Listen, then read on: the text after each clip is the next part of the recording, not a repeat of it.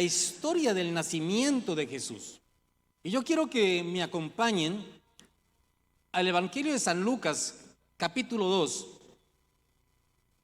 porque lastimosamente como cristianos a veces nos llenamos de un tabú religioso. Pero ¿qué hay detrás de la verdadera historia del niño Dios? ¿Qué fue lo que sucedió? ¿Y qué es lo que verdaderamente puede significar para nosotros hoy el nacimiento de Jesús? Y yo sé que esta clase de mensajes a muchos puede incomodar, porque puede decir, no, es que eso no debe ser así, pastor. No, por eso yo quiero llevarlos a través de la palabra, a través de la Biblia. ¿Qué nos dice la Biblia con respecto a la historia del nacimiento de Jesús? Capítulo 2 del Evangelio de San Lucas. ¿Están conmigo? Ya abrieron sus Biblias, prendieron sus Biblias. Otros a las pantallas. Y dice la palabra del Señor de la siguiente manera: aconteció en aquellos días que se promulgó un edicto de parte de Augusto César, que todo el mundo fuese empadronado. El primer censo se hizo siendo Cirenio gobernador de Siria, e iban todos para ser empadronados, cada uno a su ciudad. Y José subió de Galilea, de la ciudad de Nazaret, a Judea, a la ciudad de David, que se llama Belén, por cuanto era de la casa y familia de David, para ser empadronado con María su mujer, desposada con él, la cual estaba encinta. Y aconteció que estando ellos allí, se cumplieron los días de su alumbramiento, y dio a luz a su hijo primogénito, y lo envolvió en pañales, y lo acostó en un pesebre, porque no había lugar para ellos en el mesón. Había pastores en la misma región que velaban y guardaban las vigilias de la noche sobre su rebaño. Y aquí que se les presentó un ángel del Señor, y la gloria del Señor los rodeó de resplandor, y tuvieron gran temor. Pero el ángel les dijo: no temáis, porque he aquí os doy nuevas de gran gozo, que será para todo el pueblo, que os ha nacido hoy en la ciudad de David un Salvador, que es Cristo el Señor. Esto os servirá de señal: hallaréis al niño envuelto en pañales, acostado en un pesebre. Y repentinamente apareció con el ángel una multitud de las huestes celestiales, que alababan a Dios y decían: gloria a Dios en las alturas, y en la tierra paz, buena voluntad para con los hombres. Sucedió que cuando los ángeles se fueron de ellos al cielo, los pastores se dijeron unos a otros: pasemos pues hasta Belén y veamos esto que ha sucedido y que el Señor nos ha manifestado. Vinieron pues apresuradamente y hallaron a María y a José y al niño acostado en el pesebre. Y al verlo dieron a conocer lo que se les había dicho acerca del niño, y todos los que oyeron se maravillaron de lo que los pastores les decía. Pero María guardaba todas estas cosas, meditándolas en su corazón. Y volvieron los pastores glorificando y alabando a Dios por todas las cosas que habían oído y visto, como se les había dicho. Amén. Qué interesante la historia que nos narra la Biblia del nacimiento de Jesús. Cuando leo la historia, veo que incluye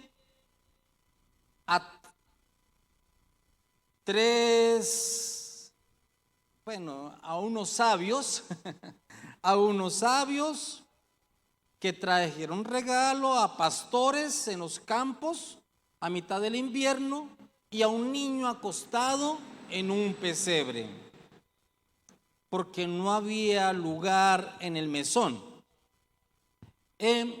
Me gustó leer la historia del doctor Ken Byler, un historiador de la palabra y un hombre que se radicó durante mucho tiempo en Israel para estudiar la cultura judía. Y yo creo que hay que aclarar el nacimiento de Jesús. ¿Cómo podemos aclarar? Y es interesante, miremos desde el verso 1. En aquellos días que se promulgó un edicto de parte de Augusto César. Todo el emperador de aquel entonces, el Imperio Romano, sabemos que los judíos estaban bajo el imperio ¿qué? Romano. Ellos estaban determinando normas y leyes y conductas al pueblo judío. ¿Y qué es lo que hace Augusto César? Augusto César lo que hace es decir, vamos a censar. La palabra empadronado o empadronar es censar. En algunas versiones, en algunas Biblias, vamos a encontrar este término así, es censar.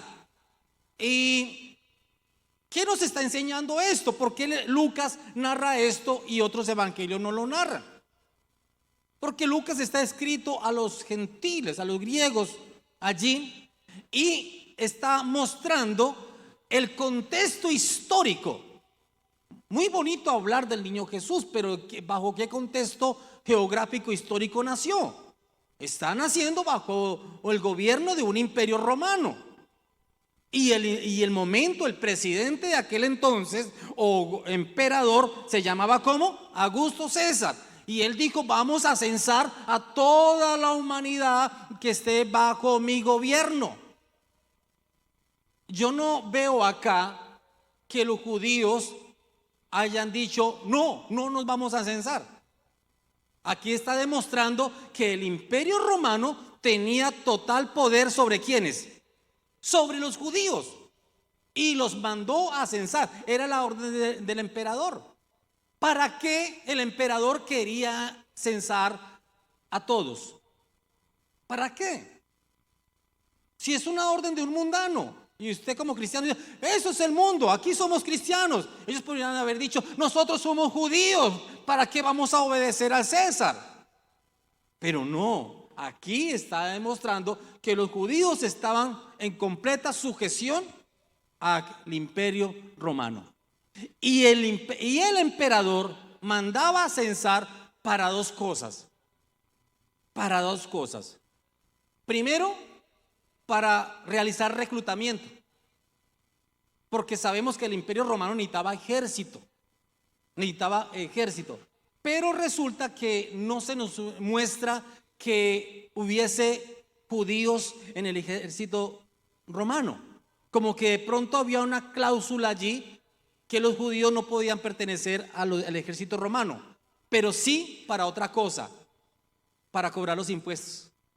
Con este censo, el emperador sabía qué tanto impuesto podía cobrarles a quienes, a los judíos. Y ahí donde también está el grupo de los ¿qué? De los publicanos. Mi amado, ¿para qué las naciones, los presidentes mandan a censar el pueblo? Para saber qué es lo que tú tienes. ¿Alguno de ustedes ha sido censado? ¿Sí o no? Claro que hemos sido censados. Y cuando llegan a censarnos, ¿qué nos preguntan? De todo. ¿Qué estudio tiene? ¿Qué trabajo tiene? Bueno, todo. ¿Qué es propiedad? Si hay nevera en la casa. Le preguntan de todo. Igualmente lo que hacía Augusto César, necesitaba saber qué tanto era el volumen del pueblo judío para cobrar impuestos. Pero ¿sabe qué es lo interesante? Miramos a un José obediente a las leyes. Mi amado, las normas están establecidas ¿para qué? Para que tú y yo las cumplamos. Aquí ya hay una enseñanza. Muchas veces decía, no, ¿para qué nos vamos a someter a esas normas, a esas leyes? Mi amado, si el semáforo está en rojo es para que usted pare, no para que siga. Así está en la norma. Y miramos a un José que cumple las normas, que cumple las leyes. ¡Qué bueno! nosotros como cristianos estar sujetos a las leyes y a las normas. Pero lastimosamente, ¿sabe por qué muchas veces nosotros no cumplimos las leyes, las normas? Porque no las conocemos. No las conocemos. Es curioso, todos los que tenemos vehículo, ¿a cuántos de los que están acá obligan al que va atrás a ponerse el cinturón de seguridad? Todos no, yo no lo hago. Y si a mí me para un policía ya, a partir de la semana pasada, totalmente obligatorio, todos los que van en la parte de atrás deben llevar cinturón de seguridad. Pero no estamos cumpliendo con esas normas. No las estamos cumpliendo. Y es de carácter obligatorio carros de modelo de 2003 en adelante. Son normas que hay que cumplir, pero no las estamos haciendo. A duras penas el que va adelante. A duras penas. Aquí estamos desobedeciendo. Pero miramos a un José que él sabe obedecer. Y qué tan importante es obedecer. ¿Y qué sucedió? Resulta que José y María llegan a tierra de familia. Ellos no llegan a un lugar desconocido. Cuando se determinan que hay que estar en ese lugar, que hay una norma, José de una vez dice: hay que ir al pueblo de origen. ¿En dónde estaban ellos? La palabra dice que estaban en Nazaret. Allí estaban viviendo, en Galilea, una ciudad de Galilea. Y tenían que ir de Nazaret a Belén. ¿Qué distancia hay? 110 kilómetros. Mi amado, 110 kilómetros a pie o en burrito, como quiera. ¿Se imagina caminar 110 kilómetros? Es como yo quiero ir de aquí a Ibagué, más o menos. Un promedio. Era un viaje de varios días. Ella estaba en embarazo, pero no estaba en las últimas. Muchas veces cuando hablamos del nacimiento de Jesús, nos lleva a imaginarnos de que ella está viajando con la barriga así, y que llegó los dolores y no encontró nada, y entonces lo único que había era una pesebrera. Esa fue la imagen que yo me levanté, que ella llegó a ese lugar con los dolores encima. No, mi amado, no. Y yo me levanté con esa historia. Yo decía: ay, Dios mío, qué pecado, María. 8, 9, 10 de la noche con dolores, y tocaba las puertas y no había hotel, no había nadie que la ayudase. Y allí había un lugar y un burro y una vaca, un buey, que allí entró esa mujer y dio a luz. Wow, esa fue la historia que yo me creé, que me contaron. Pero no, se lanza el edicto y ellos dicen: vamos a viajar. Allá hay familia. También hay. Vamos de Nazaret y vamos para Belén. Son 110 kilómetros y vamos a caminar despacito, pero vamos a llegar. La Biblia también nos encuentra que cuando estaba allá, en esa ocasión visitó a una prima que se llamaba, ¿cómo? Elizabeth. Y fue a saludar a su prima. Y la prima también estaba en embarazo. No sé, pero estaba en embarazo. Y cuando hubo el saludo, dijo: oh, saltó el bebé en el vientre. Y la palabra dice con claridad, la palabra nos dice que en aquellos días, dice que cuando subió a aquella región para ser empadronado, y en el verso 6, capítulo 2, verso 6, y aconteció que estando ellos allí, se cumplieron ¿qué? Los días. Eso no fue de inmediato.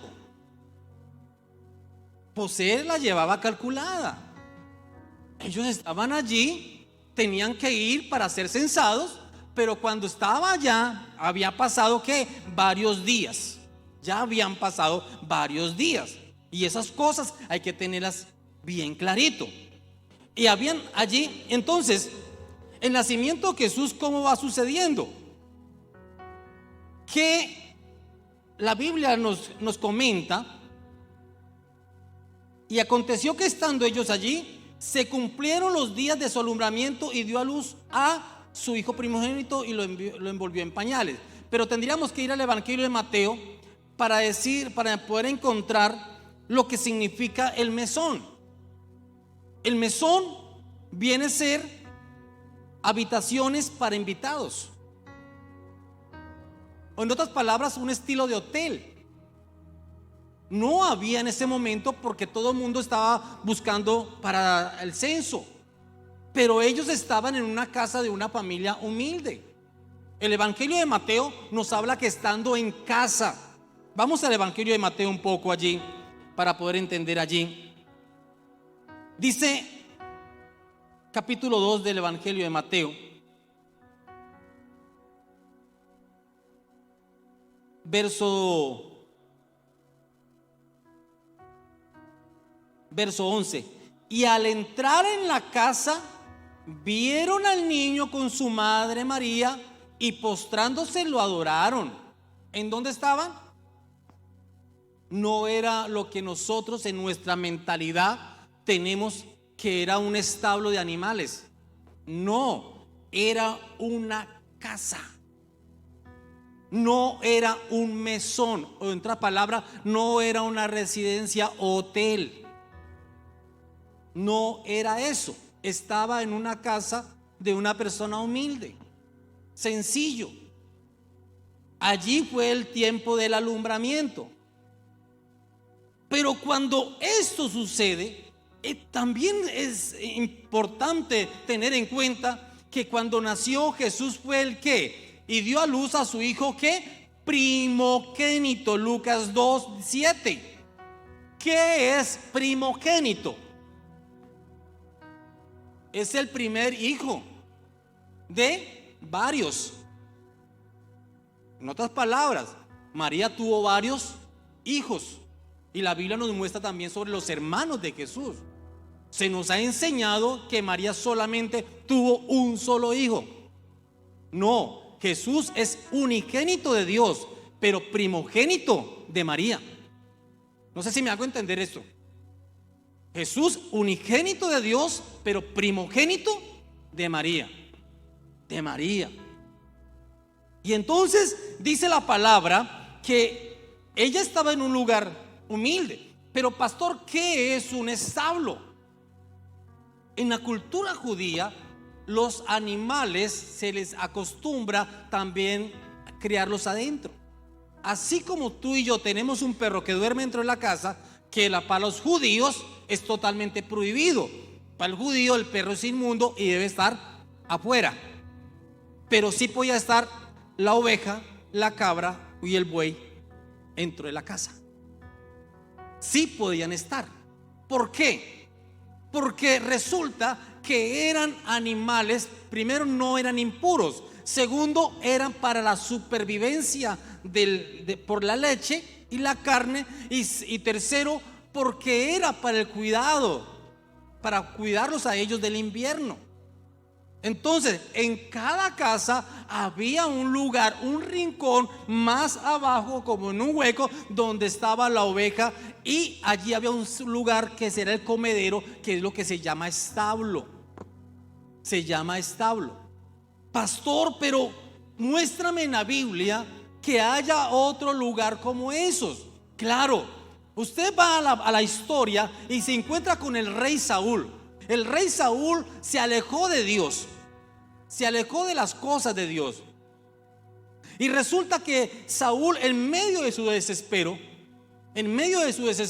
lo que hizo fue ir a consultar a una adivina. ¿Cierto que sí? No una divina, sino una adivina.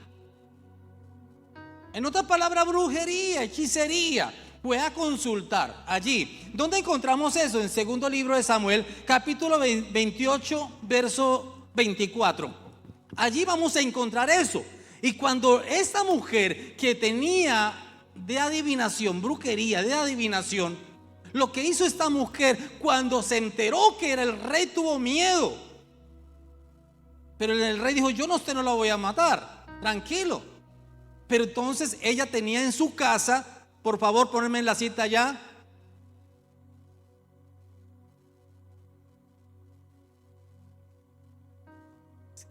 Todavía no ha llegado el niño Dios allá atrás. Según 1 Samuel 28-24. Bueno, entonces yo los voy a leer ya. Y aquella mujer tenía en su casa un ¿qué? Un ternero engordado, el cual mató luego y tomó harina y la amasó y coció de ella panes sin levadura y se la dio al rey. ¿Qué tenía en su casa? Un ternero allá. Un ternero. Era normal tener esas clases de animales. Cuando María y José están en esa casa, lo que hace ella es poner su colchoneta cerca donde están los animalitos. Y decía un historiador que no lo hacía, era una estrategia, porque al estar esos animalitos allí y era invierno, había más calor. Entonces era importante, porque si a ese lado se ponían los fogones. Hay que tener en cuenta todo esto. Pero cuando estaban allí, nació en esa casa humilde, nació en ese lugar. Pero la palabra de Dios dice que cuando él nació, se vino el ángel y le dijo a unos pastores, mira lo que ha sucedido. En aquella región habían pastores, y para algunos el ser pastor era algo impuro, algo inmundo. Pero vino el ángel y se les apareció, se les presentó. Y la gloria del Señor los rodeó con resplandor y tuvieron gran temor. Porque el ángel les dijo: no temáis, porque aquí os doy buenas nuevas de gozo, que será para todo el pueblo. Os ha nacido en la ciudad de David un Salvador, que es Cristo el Señor. Ha nacido Jesús. Los pastores que estaban cuidando ovejas se enteraron de ello, y entonces lo hallaréis al niño envuelto en pañales, acostado en un pesebre, ahí al lado del comedero de los animalitos. Pero que era una casa. Y entonces repentinamente apareció con el ángel una multitud de las huestes celestiales que alababan ¿a quién? A Dios. Mi amado, cuando Jesús nació, vino adoración. Y por eso, cuando permitimos que Jesús nazca en nuestra vida, uno a veces cuestiona: ¿será que verdaderamente nació Jesús en la vida de esa persona? Porque yo no veo adoración. Mi amado, el solo hecho de saber que el Señor está en nuestra vida, que ha nacido en nuestra vida, eso debe ser para júbilo, para gozo. Pero muchas veces pareciese que no. El nacimiento de Jesús trajo ¿qué? Alabanza y adoración. Pero muchas veces uno ve como amargura, carga, y pareciese que el Señor no ha nacido en la vida de esa persona. Pareciese que no ha nacido. Y no solamente allá afuera, al medio de los pastores y los ángeles, cuando ellos llegaron donde estaban allí, dice: pasemos a Belén y veamos lo que ha sucedido. Dijeron los pastores: el Señor nos ha manifestado. Vinieron pues apresuradamente y hallaron a María, a José y al niño acostados en el pesebre. Estaban allí. Y al verlo dieron a conocer lo que se le había dicho acerca del niño. Y todos los que oyeron se maravillaron de lo que los pastores decían. Mi amado, el nacimiento del Señor debe traer ¿qué? Gozo. Debe traer adoración. Eso debe traer. Y eso es lo que está buscando el Señor: adoradores. Y dice la historia que Jesús, dice: os ha nacido en la ciudad de David un ¿qué? Un Salvador. Mi amado, ¿Jesús es tu Salvador o es el instrumento para proveer a tus necesidades? Jesús vino a traernos salvación. Él es el Salvador. Pero cuando Él nace, surge adoración. ¿La adoración de quién? De nosotros.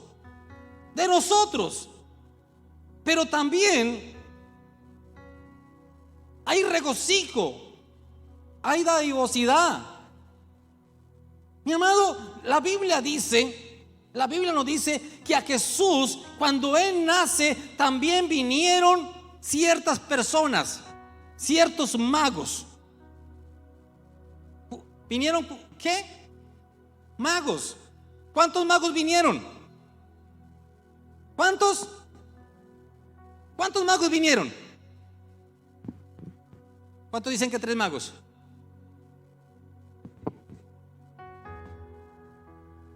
Encuéntrame en la Biblia que trajeron que eran 3 magos.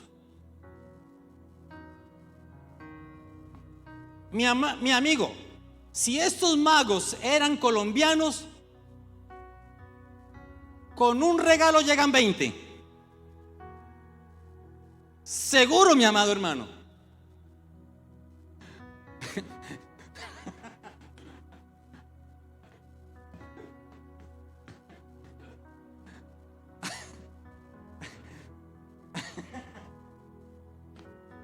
¿Es verdad o no es verdad? Es verdad, mi amado. Habían 3 regalos, pero no sabemos cuántos magos traían los 3 regalos. Porque si eran colombianos, es verdad, hermano. Con uno llegan hasta 20 personas. Y eran 3, póngale 50 magos, si eran sido colombianos. Pero esa es nuestra cultura. La Biblia nos habla de 3 regalos, pero no de cuántos magos traían los 3 regalos. Ahí se lo dejo en su mente investigativa. Ahí se la dejo en tu mente investigativa. La Biblia nos habla de 3 regalos. Mi amado, 3 regalos que le llevaron a Jesús. Le llevaron a Jesús, que era oro, incienso y mirra. Que también trae una enseñanza, una aplicación. Oro se califica como rey, incienso como Dios y mirra como su humanidad. Pero el nacimiento de Jesús, ahora vamos a mirar, el nacimiento de Jesús trae adoración, gozo y alegría. Pero el nacimiento de Jesús trae también presentes. ¿Para quién? ¿Para quién? Para Dios. Entonces, ¿por qué nosotros hoy le pedimos a Él? ¿En dónde nosotros torcimos la historia, la verdad, la realidad? A Dios venimos es a traerle, a darle. Pero lastimosamente el diablo nos la volteó y nosotros venimos es pidiéndole al Señor. Mi amado, las cosas no son así. Las cosas no son así. Dios está buscando de cada uno de nosotros es que le demos a Él. La iglesia tiene que aprender es a dar, a sembrar. Jesús está buscando ¿qué? Adoradores. Mi amado, y nosotros hemos cambiado la verdad de la palabra y llegamos solamente a pedirle, a pedirle, a pedirle. Mi amado, eso es antibíblico. Eso es antibíblico. La Biblia en Juan capítulo 3 nos dice, capítulo 3, capítulo 4 dice que Él está buscando adoradores en espíritu y en verdad. Él está buscando en ti y en mí adoración. La Biblia, cuando Jesús da el sermón del monte, dice: busca primeramente el reino de Dios y lo demás que vendrá por añadidura. En nosotros debemos estar buscando es la voluntad del Señor, pero solamente sabemos llegar a Él con una mentalidad de mendigos, de pedir, de pobreza. Pero cuando Jesús nace verdaderamente en la vida de una persona, mi amado, es para que tú y yo le demos a Él. Le demos a Él. Tenemos que cambiar esto, mi amado. Convoqué al liderazgo a hacer obra social estos últimos días, a dar. Y eso es Dios obrando, a dar. Mi amado, eso es lo que tenemos que aprender nosotros, es a dar. Pero tenemos que volver a formatear nuestro disco duro de nuestra mente y de nuestro corazón. Si Jesús verdaderamente ha nacido en tu corazón y en tu casa, lo que debe haber es adoración, donde tú le das tiempo al Señor, le da tiempo a la palabra, le da tiempo a la adoración, a la oración, le da tiempo a la adoración. El dar, a eso nos ha llamado. Mi amado, cuando Jesús nace en nuestra vida, muchos creen que, ay, no, entonces esto es súper bueno. Sí, es bueno, pero el nacimiento de Jesús también trae dolor. ¿Sabías eso? El nacimiento de Jesús trae el Día de los Inocentes. Ahorita el 28 muchos van a estar contentos celebrando el Día de los Inocentes, y para risas, para humor. ¿Y sabe de dónde nació eso? De la muerte de más de 2,000 niños judíos por el mismo Herodes, que mandó a matar a los niños menores de 2 años. El nacimiento de Jesús trae dolor también. Hay circunstancias que nosotros no entendemos en nuestra vida. Sí, el nacimiento de Jesús trae adoración y alabanza y regocijo, pero también trae dolor. El nacimiento de Jesús también trae persecución. José y María tuvieron que huir a Egipto para salvar sus vidas. Y muchas veces, cuando tú vienes a los pies del Señor, usted va a decir: ¿y por qué me tocó esto a mí? ¿Acaso no entregué mi vida al Señor? ¿Acaso yo no rendí y que en Él somos más que victoriosos? Mi amado, los caminos del Señor es de alabanza y de adoración, pero también son caminos de proceso, donde vamos a llorar, pero sobre todo, mi amado, aunque lloremos y tengamos momentos difíciles y amargos, la victoria la tenemos en Cristo Jesús, porque Él nos la dio. Él nos la dio. El nacimiento de Jesús trae muerte y persecución. Yo sé que estos mensajes a muchos les gustan, porque hay predicaciones muy bonitas por allí, pero que ocultan muchas verdades. Cuando Jesús verdaderamente ha nacido en tu casa, en tu hogar, en tu vida, sepa que sí, es para que tú le des adoración a Él y aprendas allí. Pero nos hemos vuelto tan limosneros con el Señor. Somos los número 1 en pedirle y pedirle, pedirle, pero no darle a Él. Y la Biblia me muestra, a través de la palabra, a través de la historia, que el nacimiento de Jesús es para que tú y yo le demos. Yo bendigo a los hermanos que están trabajando en su corazón de aprender a dar. Ese es el nacimiento del Señor. Ser dadivosos. Cuando tú aprendes a ser dadivoso, mi amado, algo surge en el cielo, que Dios empieza a abrir las ventanas sobre ti, para que tú sigas dando, sigas sembrando, siga trayendo mercados, siga bendiciendo, mi amado, porque eso es el nacimiento del Señor, el saber dar. Aquellos hombres trajeron regalos. No le pida al Señor, dele, mi amado hermano. En esta Navidad, donde el mundo celebra equivocadamente, tú y yo podemos celebrarlo correctamente, aprendiendo a servir, a dar y adorar. Ese es el verdadero nacimiento de Dios en nuestra vida. Y qué bueno es saber que ese niño no se quedó un niño, creció, enfrentó la tentación y venció, y murió en la cruz del Calvario por ti y por mí. Alguien una vez me dijo: ¿usted cree en el niño Dios? Y yo le dije: yo sí. Casi me condena, pero yo le digo: déjeme terminar. Yo creo en el niño Dios. No que ese fue real, nació. Pero la diferencia es que el niño Dios que yo creo creció y murió en la cruz del Calvario por ti y por mí. Muchos lo dejaron allá solamente bebé, sin hacer la obra de victoria, la obra de consumación. Yo creo en el niño Dios, pero también que creció y murió por mi pecado y por tu pecado. Mi amado,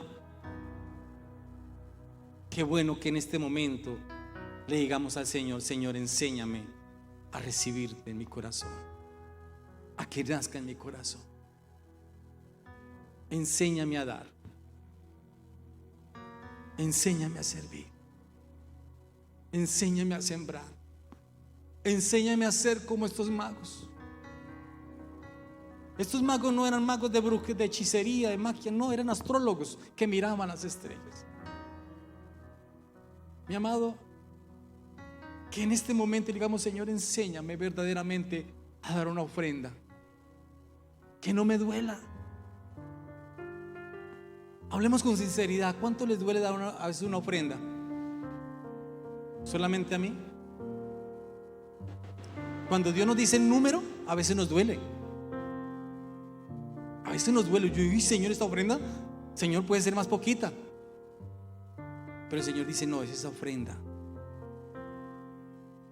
Allí donde tenemos que decirle al Señor: Señor, enséñame a desprenderme. Porque cuando venimos ante ti es para aprender a dar. Y no entendemos, mis amados, que Dios quiere tanto bendecirnos, pero nosotros queremos permanecer con la llave cerrada. ¿Sabe cuándo la cerramos?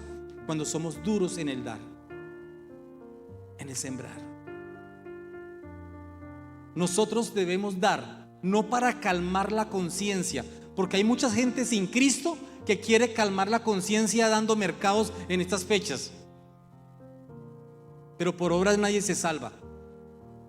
Quiere calmar la conciencia dando esas. No, nosotros vamos a dar porque Jesús ha nacido en nuestro corazón, porque es un medio de adorarle a Él, de darle.